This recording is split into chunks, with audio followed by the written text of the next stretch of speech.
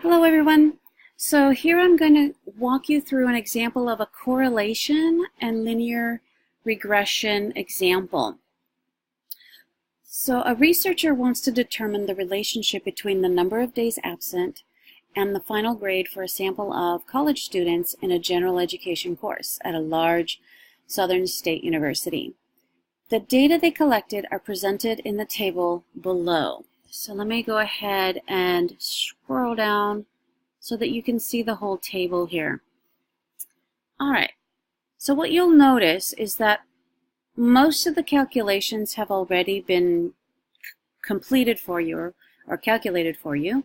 So in the first column, we've got the number of absences, X, and then you've got 0, 1, 2, 3, 4, 5, 6, 7, 8, and 9, which are a total of 10 students that we've collected information for.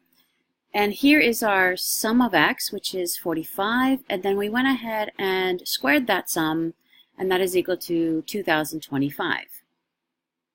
In the second column, we've got the final grade, which is our variable Y, and we've got, for a student who had 0 absences, their grade was 89.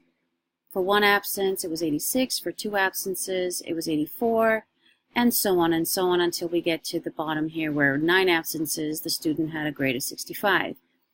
The total, or sum of Y, the total of this, of final grades, is equal to 759.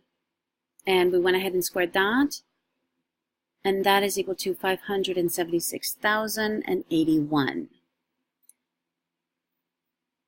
Now here's where typically if you were doing this on your own, you would actually be doing the calculations, and so you would actually be doing X times Y, X squared, and Y squared. But I've gone ahead and calculated these out for you so you don't have to do that.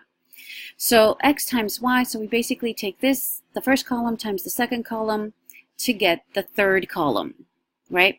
So 0 times 89 is 0, 1 times 86 is 86, 2 times 84, 168, and so on until we get to the bottom, and the sum of the x's times the y, or xy, is equal to 3180. Our fourth column, we just square all of the x's. So 0, 1, 4, 9, etc., etc. We get to the bottom, it's sum of x squared, which is equal to 285. And then we do the same thing for the final grades, right, y squared, and the sum of the y squareds is equal to 58,355.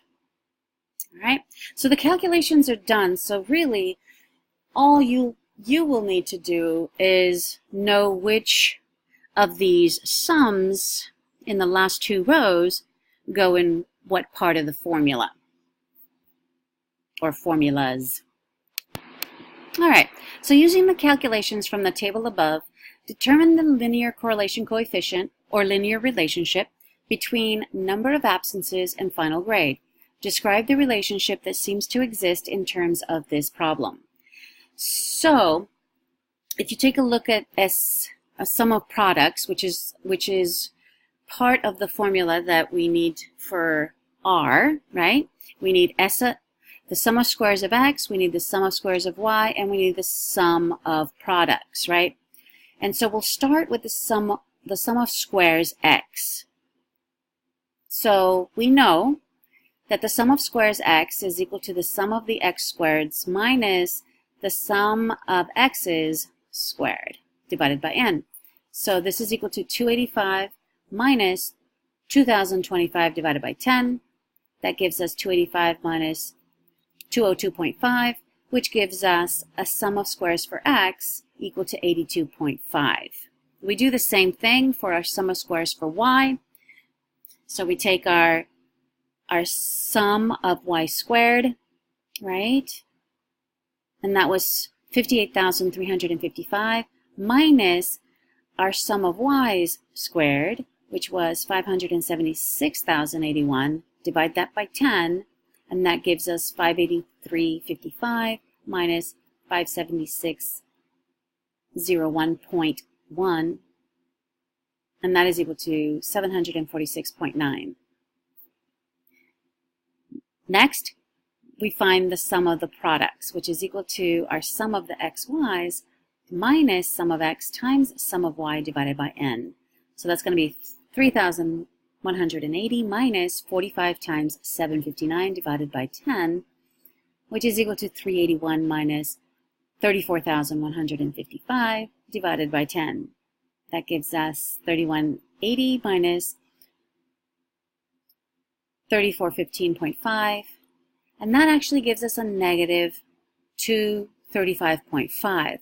What's important to note here is that R can be either positive or negative, right? Remember that our correlation coefficient is going to tell us the direction of the relationship, or the linear relationship, so it could be positive or negative. In this case, the sum of the products is going to determine the direction, and in turn it's going to determine our R, which is going to be either positive or negative. All right, so it's negative 235.5. Now we're ready to calculate our correlation coefficient R. All right, so here is the equation for R. So it's the sum of the products divided by the square root of sum of squares x times sum of squares y. And we've calculated all three of those. So all we need to do now is plug those numbers in. So negative 235.5 divided by the square root of 82.5 times 746.9.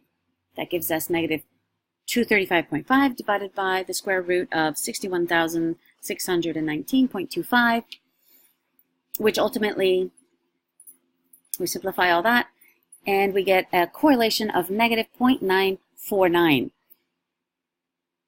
So now we're being asked, part of the problem is asking you to describe the relationship that exists in terms of the problem. So looking at this particular correlation coefficient of negative 0.949, what do we know? Or what can we say, right? Is this a strong relationship? Is this a very strong relationship? A weak relationship? Positive, negative, right? So here is how we would describe it. There is a very strong negative linear relationship between the number of days absent and the final grade. As the number of days absent increases, students' final grades decrease. So we've interpreted our correlation coefficient. A negative relationship, remember, is an inverse relationship. As x increases, y decreases, right? So as the number of days absent increases, then the grades decrease. All right? So the second part of this is the linear regression part of it. So part A, we calculated the correlation coefficient. Part B is to actually find the linear regression equation to predict student grades. Okay? So if a student, hold on, let me just go ahead and scroll. Sorry about that. All right, so if a student has 2 absences, what would their predicted final grade be? So remember that the linear equation is y hat equal to a plus bx, right? And we're going to need to do a couple more calculations. We're going to need to find the mean of x and the mean of y in order to determine the slope and the y-intercept, okay? So I went ahead and did that. So the mean of x is 45 divided by 10, which is equal to 4.5. And the mean of y is 759 divided by 10, which gives us 75.9. Okay? Now, in order to be able to predict, we need to actually find what the slope is and what the y-intercepts actually are. Easy to do because we've already done the calculations, right? So the slope is equal to sum of the products divided by the sum of squares for x, which was negative 235.5 divided by 82.5. And that gives us a slope of negative 2.8545.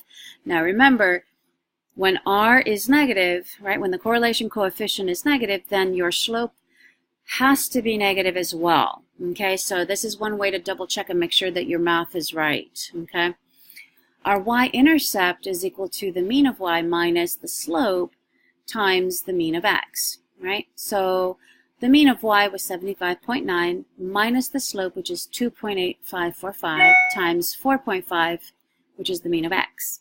So that's 75.9 times, and I forgot to put, let me do this real quick. This is actually a negative, yeah, hold on a second. Let me change this real quick, because this does change the equation. Whoops. All right, here we go. This is the corrected version. All right, so let me back up just quick.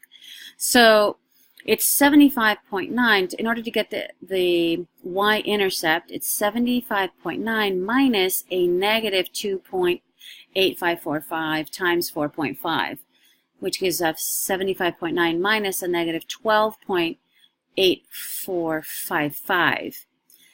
Now, because we're adding, we're not adding, but we're subtracting a negative number, it changes the equation to 75.9 plus 12.8455, and that gives us a final grade of 88.7, or not a final grade, I'm sorry, the y-intercept. So when x is 0, right, the line crosses the y-axis at 88.7455. All right. So now we're ready to actually calculate the predicted final grade, right? So y hat, and now all we do is just plug in the y-intercept, and b, the slope. And we're going to plug in 2, because that's going to be our x, right? So y hat is equal to 88.75 minus 2.85 times x. That's the linear regression equation for this particular data set, right? So y hat is equal to 88.75 minus 2.85 times 2. So that gives us 88.75 minus 5.7, which gives us a final grade of 83.1. So a student who misses 2 classes would have a predicted final grade of 83.1. So there you go. We just did our correlation and, well, we did a correlation and a linear regression example.